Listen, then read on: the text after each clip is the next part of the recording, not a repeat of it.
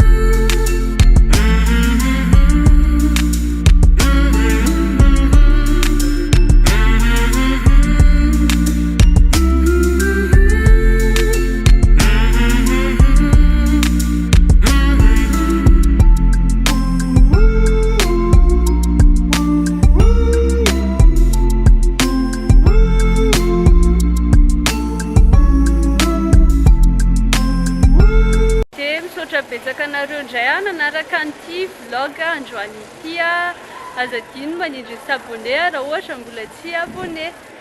Mahafinaritra be mihitsy zareo aty amin'ilay Colosseum ilay ato anatiny tena tsara fa midira aty rehefa misy fotoana na rehefa misy vola satria misy fidirana ilay izy raha ohatra hoe tsy lady voalohan'ny volana.